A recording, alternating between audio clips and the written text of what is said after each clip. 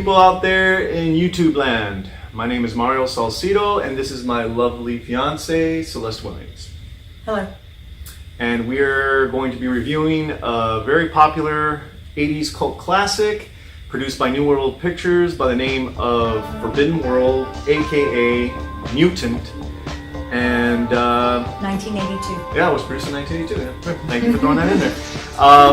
This is a really great film that I highly recommend to anybody who claims to be a true sci-fi fan. I do not. I'm not a true sci-fi fan. I have to admit, I did torture her with it because Forbidden World, aka Mutant, is basically a low-rent redheaded stepchild of Galaxy of Terror. So any of you out there? Absolutely. Yeah, right? You agree on that one, I right? totally agree on that, yes. And that's only because they recycled all of the set pieces and a lot of the props. Was it the props as well? Yes. Yeah. Yes. Were immediately used after the production of Galaxy of Terror had ended. It was immediately applied to this film, which we are about to review. You know, to be honest, we don't really know where to begin with this movie, right, because we have watched this movie like, what, 4 times in a row? At least 4 times in a row. I'm not gonna say that we're like major film scholars and that we, you know, immediately get everything that we watch, but we do love movies. Yes, we do love movies, and I got to be honest with you, man. Even after all the times that we watched this film, I still wasn't exactly following the plot, and thank God to my genius over here. She definitely confirmed, like, yeah, babe, this movie's all over the place, and that's exactly why we're not able to really give a synopsis of this movie. And you know, being a film junkie in the 80s, and especially a sci-fi avid sci-fi film fan, I originally saw it at the drive-in. Oh my God! Back in Tucson, yeah, I remember it was the Apache Drive-In. I'll never forget because so because we went to go see Alien that night, and then they had this thing where you would go in and you would pay for one movie, right? Okay. And then if you stayed longer after the film was over, if you stayed for like maybe 10 minutes and not all the vehicles pretty much left, they would have 2 free movies. Bad movies. Yeah, bad movies. They were usually very bad. Bad movies, yes. But anyhow, Mutant, aka Forbidden World, wound up being one of them. And so you saw it as Mutant? Yes, I saw it not as Forbidden World. Correct. I originally saw it at the drive-in, Apache Drive-In, back in Tucson, Arizona.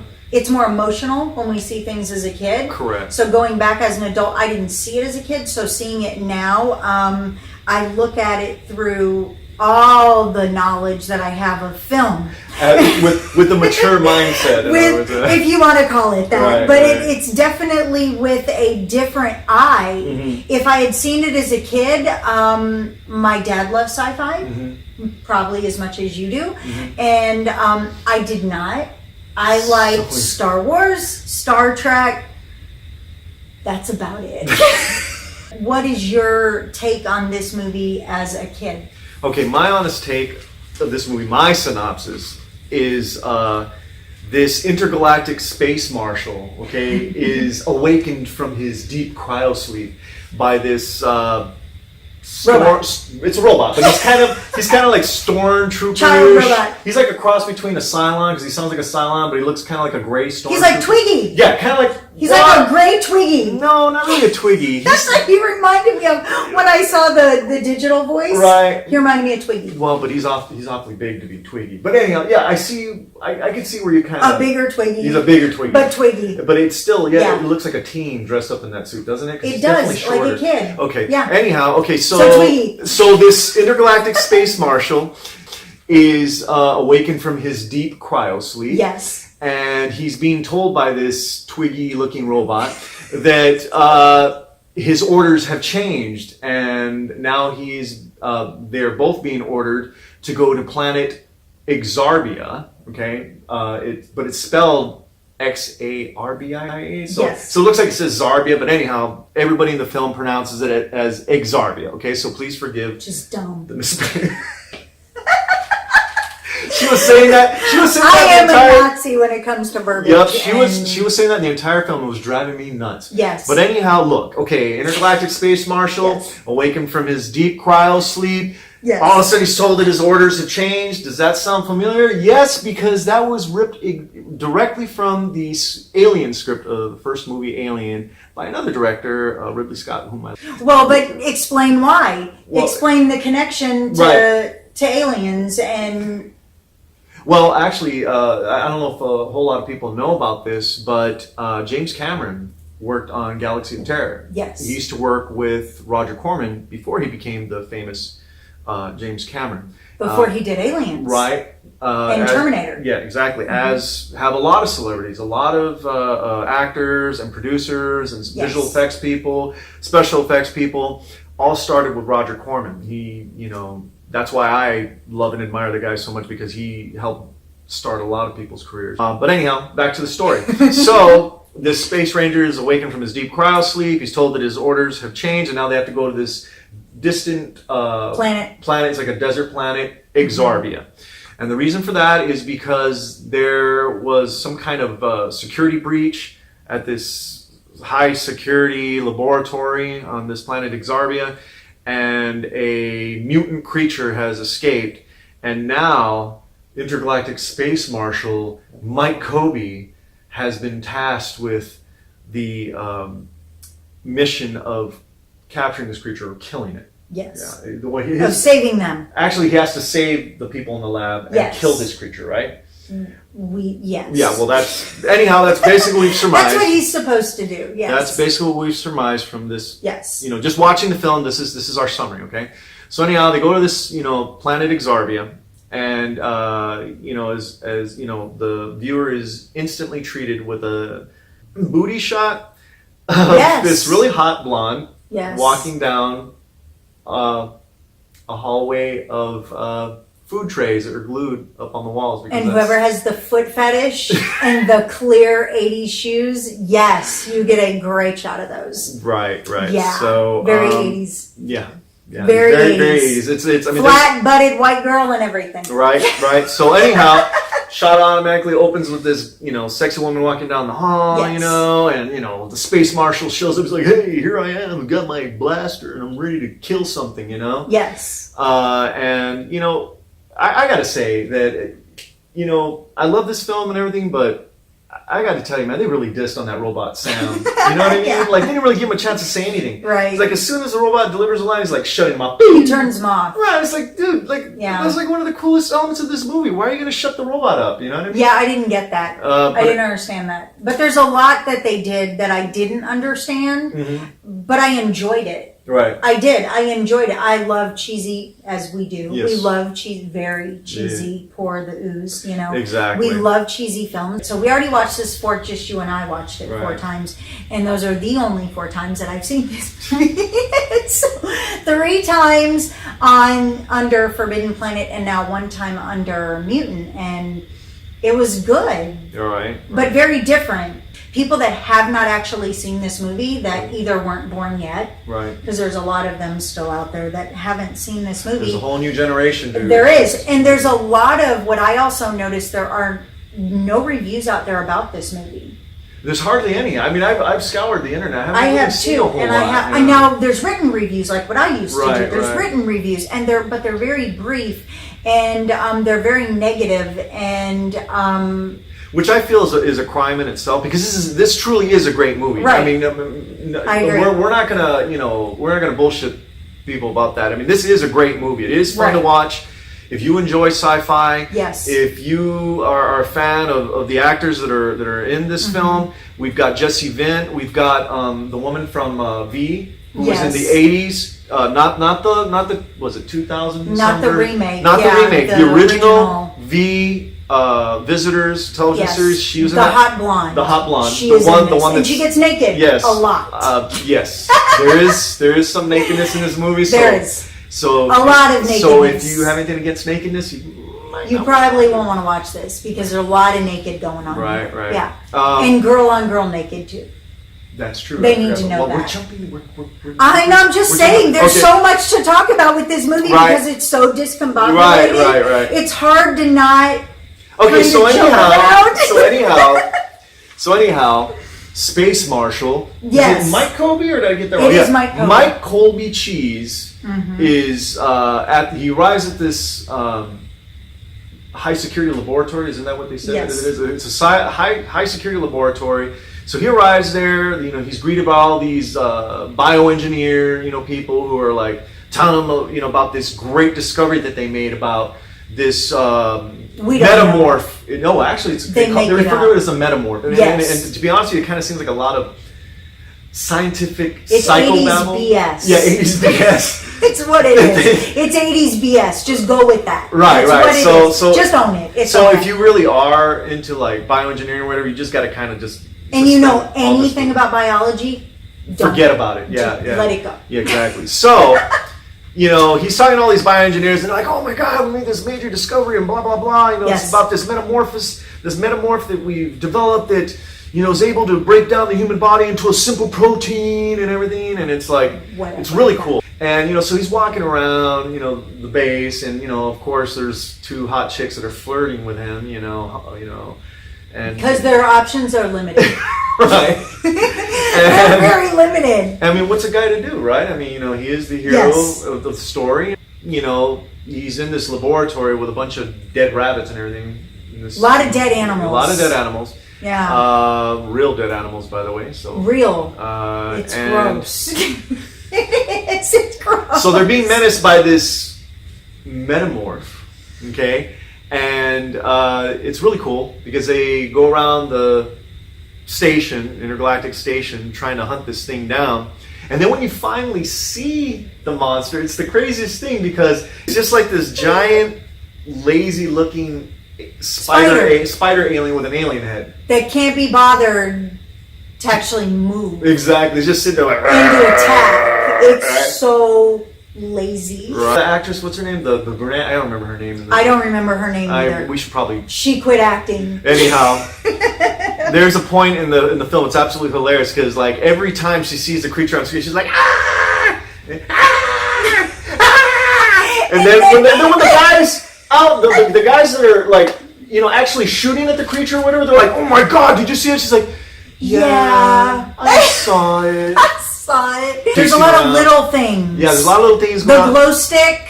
Oh, remember that one? The glow stick when she uses the glow stick. Everybody pushes buttons, but when she sits down, she uses a glow stick to push buttons. Right. I don't know Because why. she can't be bothered to Use her own finger Right. to do it because the glow stick is better. Why does she use the glow stick? We still don't Yeah, know. it's never really explained. It's little things like that make you kind of laugh at this, but love it because they were trying. You can tell the little things they were trying to make kind of cool and very spacey and sci-fi. Right, I think that was the only reason why they did it. Honest, I think that's the only reason why they did it was just to try to make it look like futuristic, One more glowing thing in the set. And it's like, the thing isn't glowing. We'll use a glow stick. It'll light things up. It's almost like that's what somebody said. Right, totally. So, totally. Probably it was given by the director. I mean, who knows? But again, it adds to the charm of the movie. Right. And you have to take into account it's 1982. Right. Oh my God, 1982. Right. I mean, you really have to think about that. I mean, the technology that was available to them at that time. You know what I mean? Well, yeah, they had very little. Right. And when they meant independent then, right, they did mean independent. Yes. They meant low budget. It's not like now where, you can just pick up a phone and you can go make a film, and you can do that. Back then, the equipment was still huge and massive, and you actually used film. You actually used film, right? And not dissing independent filmmakers out there. No, that's a whole other topic. No, but that is where realizing what people put into these films back then. When you're talking independent, you're still talking real money went into making a film, and I mean millions of dollars. That's incredible. And now you can make a film for under $50,000, and it will still look better than this. Well, I've worked with smaller budgets than that, but that's besides the point. This is not about me. This is about this movie. So anyhow, and you can, but I just again, it all goes to the charm of this movie, right? And why I know why you love it. Exactly, and I mean when you see everything that they did or what they pulled off with such a limited budget is just really amazing. The miniatures are great. The spaceships are great. The only gripe that I have with Roger Corman is he likes to recycle footage, and Yes. that's the only thing that really gets me on this movie, because if anyone's seen Galaxy of Terror, or no, excuse me, not Galaxy of Terror. Well, actually, I am going to include that into the mix. Include it with it. And here's why. If anybody's seen Galaxy of Terror, if anyone's seen Battle Beyond the Stars, which I love, by the way, it's another topic for another day. We'll do that one soon. Which is basically a Star Wars ripoff. Yes. That was Roger Corman's version of Star Wars, Yes. to cash in on that whole craze. Yes. So if you've seen Galaxy of Terror and you've seen, Battle Beyond the Stars, then you've basically seen Mutant or Forbidden World. And the reason for that is because you get the sets from Galaxy of Terror, you get the props from Galaxy of Terror, and you also get you're also treated to some of the footage, the space battle footage from Battle Beyond the Stars. Right. Because he uses the same film. Which is, because it was expensive. Right, which then. to me is a bit disappointing. I mean, It's not like now where you can do this and cut it out. And I mean, But still, then you were cutting and it was money on the floor. Right. You were cutting actual film and throwing it on the floor. Exactly. And I mean, look, I understand why he did it. I mean, he did it to save money. He did it to crank out more material, and I get that. I mean, that's great. I mean, he's able to do that. That's awesome. But I mean, as a fan, just as some random dude who loves to watch movies, I got to tell you, it does disappoint me when filmmakers use the same footage in other movies. It's like, dude, really? Like, you're not even gonna bother to shoot anything different? Maybe have somebody build something different, for this or whatever, And it's like, I don't know. Well, but I think the average viewer doesn't see it. I really do believe that. I know I'm not giving anybody a lot of credit here, but I'm not. Because I don't think that the average person sees the little things. I think you see them because you are a filmmaker. And I always respect that. I know it's hard for you to watch a movie just to watch a movie. If we just sit down to watch a movie, it's hard for me to not pick a movie apart because I come from reviewing movies. So I have that critical eye, and so I'm always seeing those. But I think the average person, if you sat there and said, "Oh, look, that's the same, like the spaceship in the background, like it was the same one," I'm like, "Oh, look, they just shot the same thing again." And it's like, how would that be possible if there's only one ship? Well, you wouldn't just see the same one again. But I think the average person is like, what? Well, I mean, come on, let's be honest. In this day and age, you're lucky if someone looks up from their phone to pay attention to what's going on. Well, that's true. I mean, I agree. We all do it. I do it from time to time. We all do it, yeah. I'm from an older generation. We watch movies with our phones. Right, we're from an older generation where we bitch about people who... And yet we do it. What's that? And yet we do it too, so... Well, I'm always looking up stuff on the movie. Right. Who is this actor? Who is that? What was he? Am I right about this? Yeah, it's exactly. insane. But we do a lot of fact checking whenever we watch films. So again, watching movies again and again, it helps, I think, because we do tear a movie apart. Yes, we do. But we love movies, and I do love this movie. And I think this is a movie that, because it is almost comically, it's so funny. If you do love this movie, after you watch it, don't watch the additional features on where's your version of it. We left it over there. We left the movie over there. If you buy this version, we need to show them the case. Let me. If you buy this version of the movie, don't watch the additional features. I'll be right back. Because what you're going to find is Roger Corman, you're going to find out that when people like this, when he previewed it, he changed it so that they wouldn't like it. Because he wanted it to be so independent, very independent. And he likes that about his movies, is that people kind of hate on them. And that was really disappointing, because there was a different version of this movie that the audiences did love. And he changed it so that they wouldn't. And that was disappointing to find out. I don't know if that disappointed you, but it definitely disappointed me. Right. This is the movie. If this is the copy that you buy, can you see that? If you buy this, don't watch the additional features. You'll hate Roger Corman like I do now. How dare you? How dare you hate I'm just saying. A seminal filmmaker. I'm just saying. Seminal. I'm just saying, as somebody who didn't see it as a kid, who saw it new, right. That was disappointing to find out. that he did that. That he purposely went out of his way to make people not like his You know movies. how a lot of sci-fi nerds worship at the altar of George Lucas? Yes. I because worship at the they altar. think he's a religion. I worship at the altar of Roger Corman. Well, So, that's bad. I know that's bad, but And you know who you're going to see in this? You're going to see Tommy from Valley Girl. oh yeah, And Mr. he's Pussywagon. he's also in Kill Bill, and and he Pussywagon. was in, what was the other one? Oh, Night of the Comet, which we'll review that one You too know, it eventually. probably would have helped for us to write the actors' names down. I before did. we bring His it. name is Michael Bowen. Oh, Michael Bond. Did we get the name of the hot blonde? I didn't from care the- what their names were. What a hater, man. That was, well, No, it's not trust that I me. hated him. Trust me, these women are beautiful, good-looking women in this movie. They are. Yeah, but, They're hot. Yeah.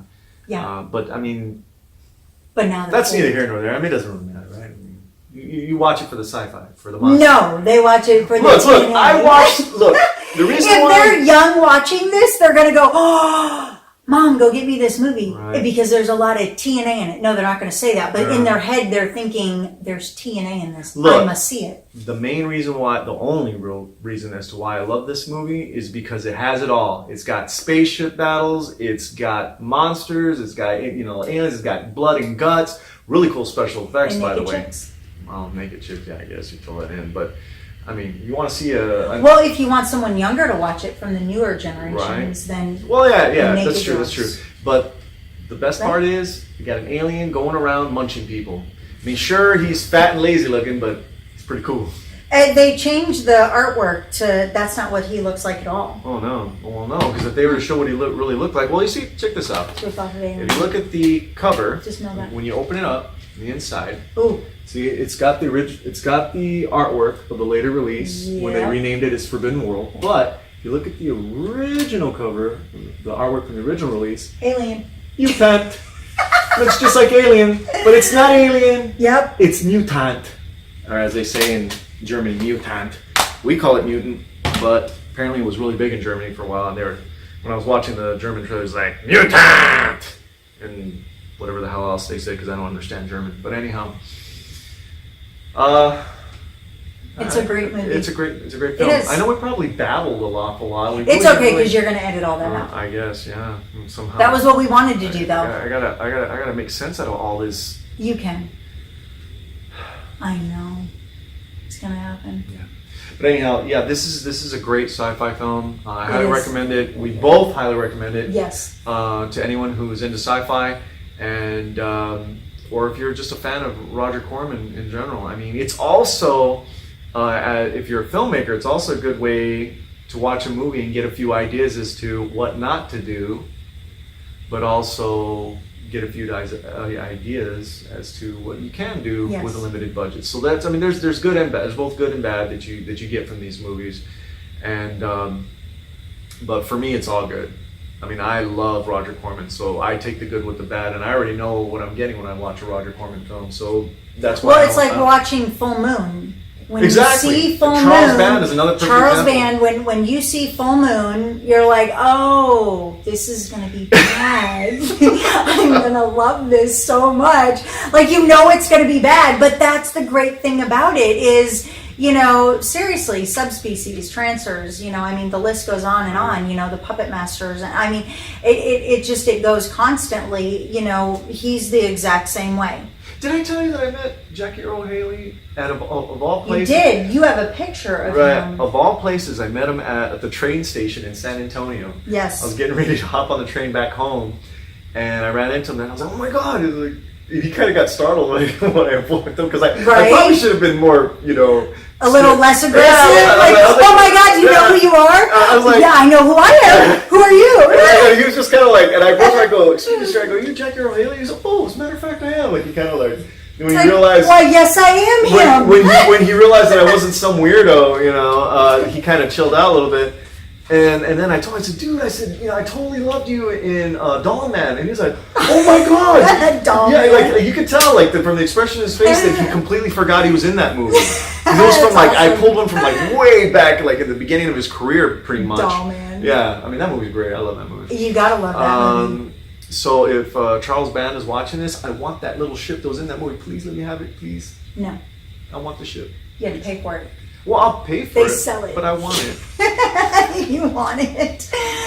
You know, the little ship that the doll man is in? I want But it that. is. This is so much like that. And that's what this really reminded me of was, okay, so when you go into these films, you go in knowing what you're going to get. Right. You know, Roger Corman, you're going to get low budget, cheesy. You're probably going to see several other of his movies in it.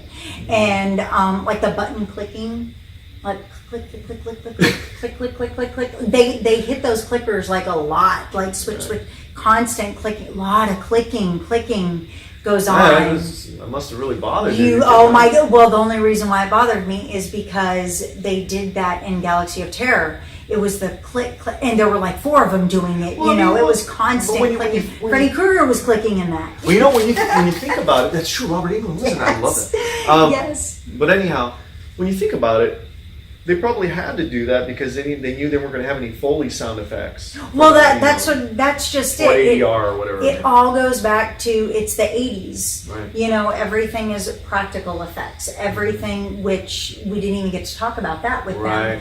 them. And watch the additional features on this copy if you buy this copy, because there is a lot of other stuff there too. And but this is the time when practical effects were the thing. It's how we have Tom Savini, because he was so amazing at practical effects. Yes. And we don't have that anymore. Now it's like, oh, we'll do it in CG. You know, Right. we'll just do it in all of, on computers. It's no longer, oh, let me sculpt this and make this and make hands like this. It's all, oh, well, we'll just put this here and we'll put a bunch of dots there and we'll just put a hand over that. Motion So I'm capture. just going to pretend like I have claws. Right. Whereas back then they actually got to see the claws. Like, here, I get to wear these. And now it's like, we're just going to pretend like we're fighting aliens. I have to say, It's just a different world. physical or practical effects are, it's sad. It's kind of a dying art form, man. It is. It's like, there are still some, makeup effects, specials, who do physical effects. People whom are still in that business, whom are still lucky enough to do that.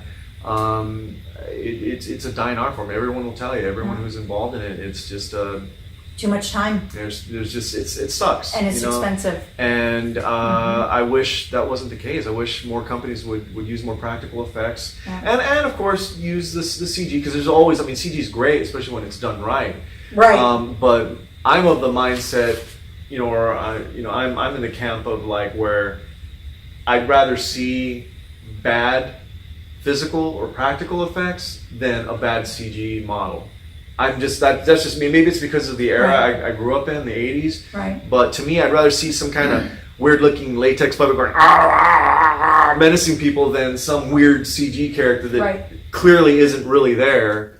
Kind of like in Subspecies, Yeah. when he grabs the people with his hand, and then you see the dents because they've got the long fingers on there, and then whenever he actually You can grabs tell it, the fingers so- kind of bend up. Yeah. But there's something great about that. Right. There really is. There's something great about that, and you miss that in new films, which this film has all of that, a Right. ton of that. Yeah. And Forbidden it's worth Forbidden World, aka Mutant. Now, Definitely one of my favorite sci-fi films. It's definitely up there.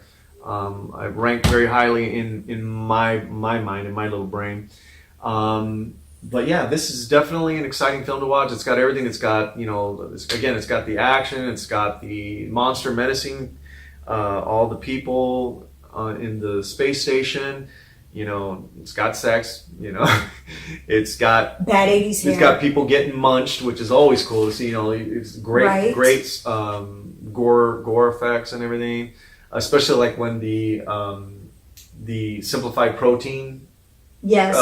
that's basically, Divides. I don't know what else to call it because that's what they refer to it as, a simplified protein, which is basically a disgusting mass of like what looks or appears to be human body parts, but it's more globulous and like you really can't make out what's It's what. like Jell-O. Yeah, it's like you can't. Yeah, imagine a human body as like a Jell-O. mishmash of Jell-O. And mashed potatoes. Right, like random organs and like the thing, like what Rob Bottin did for The Thing. Like how everything's like a hodgepodge. Yeah. Like, it's kind of like It's that, gross. but it's much cooler because it actually looks like human jello. So anyhow, And it divides. it divides.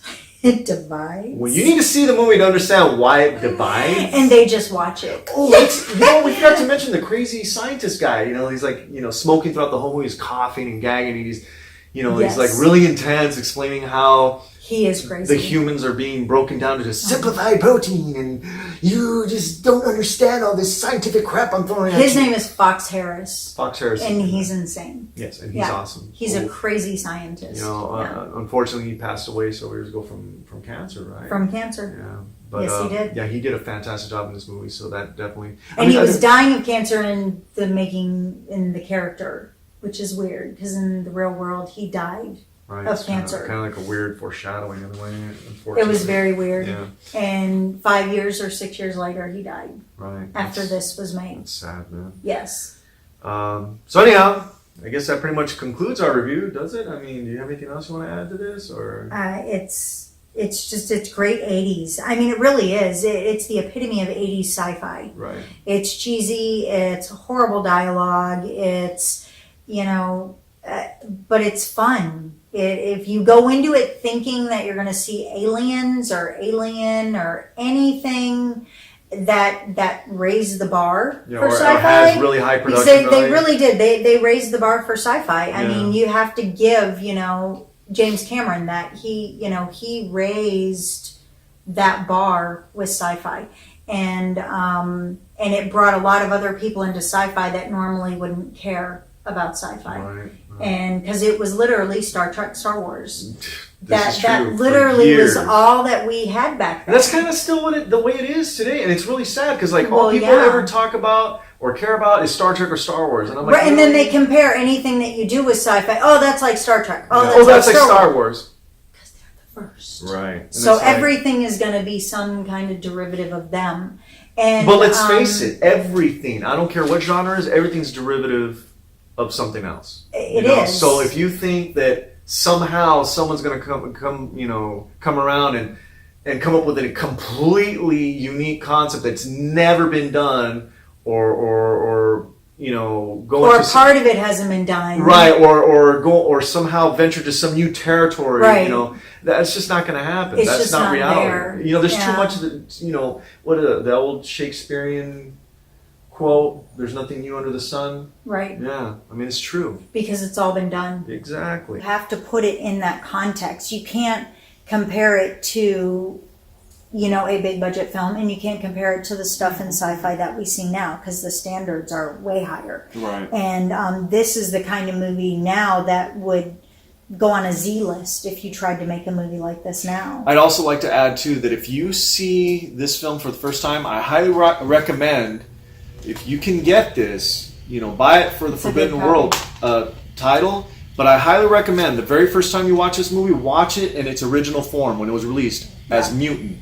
I highly recommend that because if you watch the Forbidden World one first, you might be disappointed. And the only reason why I say that is because yes, it was the Forbidden World version was brighter and cleaned up, and the audio, it's like full HD and everything, because for the Blu-ray release they did all that. They really made it look beautiful. It was a wonderful transfer. However, the original Mutant release has the better robot voice, and it's much darker and has a creepier atmosphere, in my opinion. Yes. So that's the only reason why we recommend you see Mutant first before you watch Forbidden World, and then you'll see what we're talking about. That Forbidden World, yes. Is it prettier? Does it look nice? Is it polished? Yes. It is. Yeah. Almost too clean though, because you lose a lot of the atmosphere, the creepiness. You lose. I mean, taking the robot voice out of there was just, I don't know what the hell they were thinking. Well, it is harder to understand them. But I will say this, because I did watch the other one first, I knew what he was saying. But again, we had already watched it 3 times. Right. So when we sat down to watch Mutant, I knew what he was going to say. So I think some people may struggle with what he's saying. Just put on the subtitles. Right. Just do that. Just do that. Just put on the subtitles. And then they'll be fine. Right. Oh, and let's not forget the big finale at the end of this movie where... Well, no, you can't give the end away. Well, I don't want to give the end away. But I will say the way they kill the alien is very different. Very different from any alien type monster film I've ever seen.